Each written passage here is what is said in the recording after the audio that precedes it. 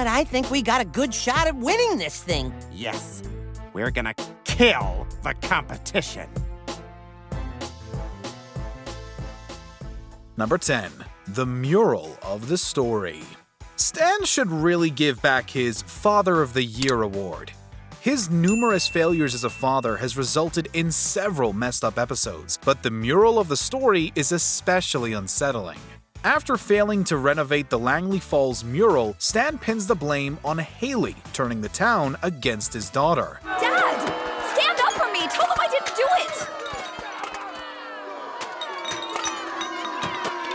That's not even the worst thing Stan does in this episode. Instead of taking personal responsibility, his idea of helping Haley is to alter her face, which we see in graphic detail. Gotta get worse before it gets better.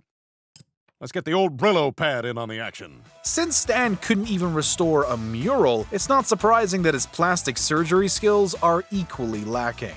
Haley winds up looking like a cross between the Elephant Man and Frankenstein's monster, delivering some of the show's most nightmare-inducing images. Oh, it's not that bad. All you need is the right hat. Number 9.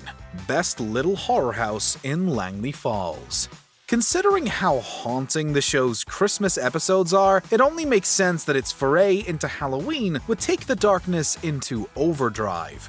Locked in competition with Buckle for the scariest house on the block, Stan enlists real-life serial killers to spook up the Smith residence. Who are they? Serial killers. What? Yeah, I'm keeping it real, just like you said. What's scarier than real live murderers? When Francine and the guests aren't blown away, Roger gets the bright idea to up the ante by releasing the murderers from their cells. Pursuing the family through the house and into the woods, the psychopaths break out the knives and chainsaws. They didn't count on Toshi and his katana, however.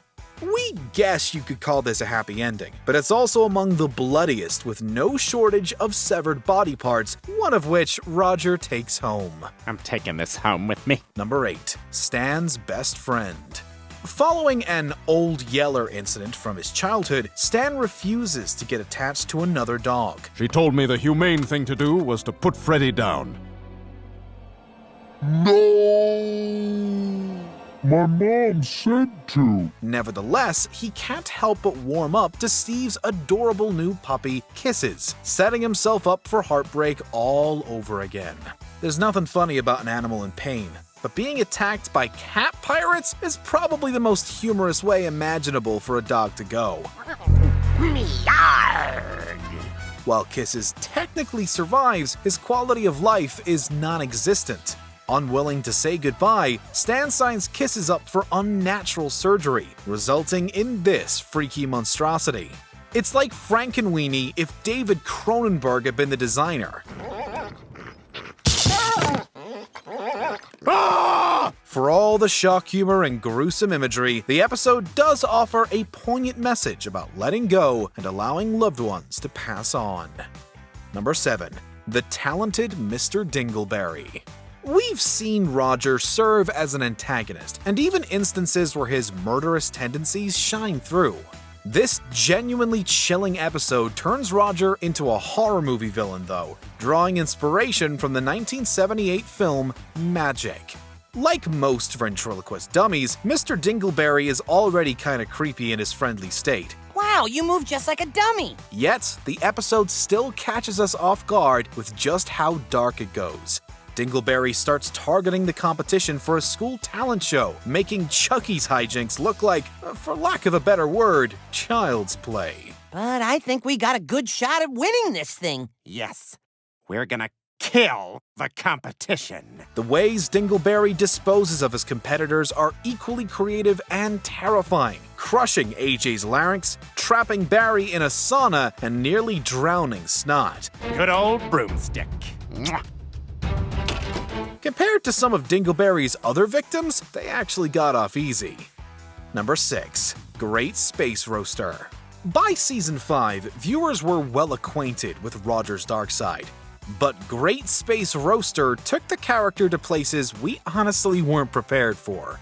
It starts off lighthearted enough, with Roger asking the Smiths to roast him on his 1601st birthday. I want a roast. Roger, do you even know what a roast is? Of course I do. I was a member of the Friars Club in the 60s. When Roger is unable to take their jokes and criticism, he resorts to the only logical solution: murder the family that took him in and treated him as one of their own. You guys thought I tried to kill you? Hilarious!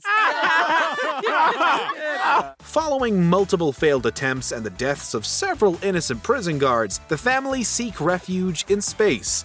Unfortunately for them, that's Roger's home turf. It's gonna be okay, Francine. I made it to the escape pod. I'm safe. What? Stan, hurry! We're almost on the ground! Parody is funnier when it honors the source material, and Roger's pursuit of the family faithfully captures the thrills and dread of Alien. Number 5. 300. The Golden Turd Saga may be the show's most unsettling ongoing storyline. What is it, my child? With a corrupt essence similar to the One Rings, the turd has destroyed almost everyone that it's come into contact with. Whenever the turd shows up, American Dad suddenly turns into a tragic cautionary tale that's played with a completely straight face, which we guess is the joke. After 15 seasons of disturbing and confusing the audience, the turd was finally returned to Roger's rear end, resulting in his explosion. That looks familiar. Nice of you to bring it back. This is just the cherry on top of a really interesting week. While the family puts Roger back together, the turd turns the Smiths against one another for 2 decades.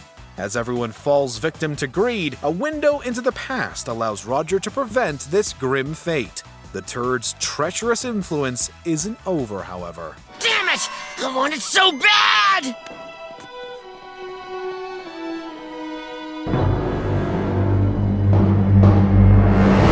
Number 4. Rabbit Ears. For all its violence and crude humor, American Dad knows how to tell a compelling story. Rabbit Ears is one of the show's most atmospheric outings, warranting comparison to a classic Twilight Zone episode. It even features a mysterious host with the slick demeanor of Rod Serling. Welcome, Nighthawks. We've been expecting you. The hour's late, but the party is just getting started. Also calling Poltergeist and Pleasantville to mind, Stan becomes obsessed with a mysterious old show that literally draws him into the TV. The world Stan enters is strangely comforting, yet ultimately menacing and difficult to escape. What if we want to leave? Leave? Why? You're with other Nighthawks, solo creatures who enjoy mature pleasures. Causing Stan to lose his memories and grip on reality, the show consumes him like an addiction. Exploring the dangers of nostalgia and escapism, the episode will leave you thinking twice the next time you're channel surfing.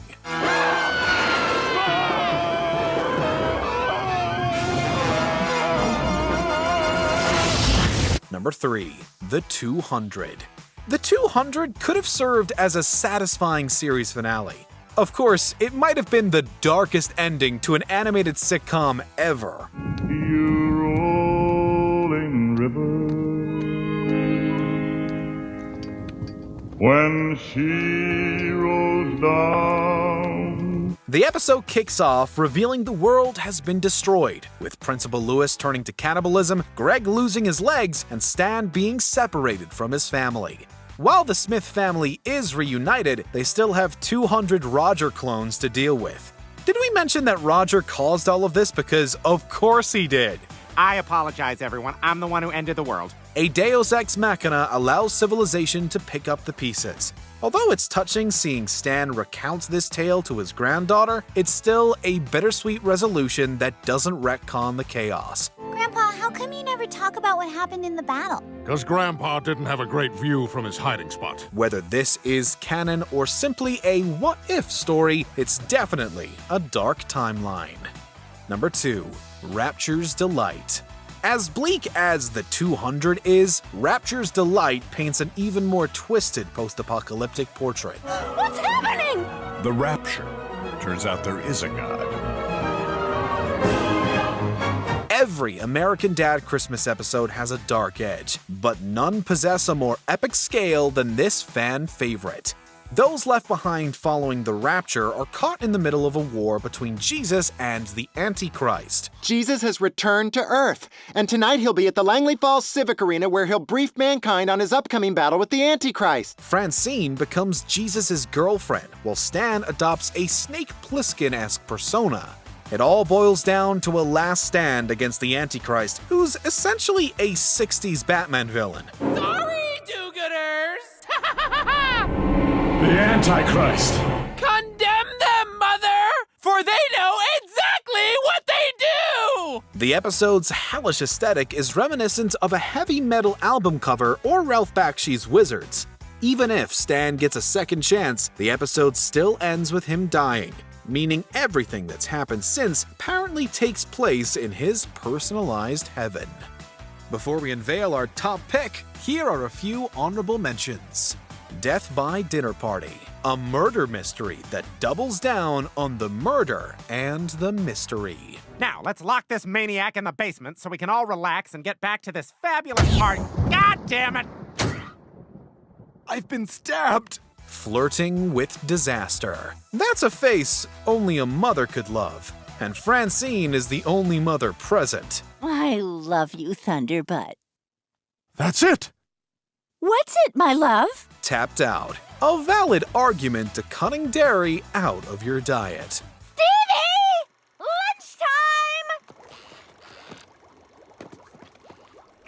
Old MacDonald had a farm. E-I-E-I. Ow!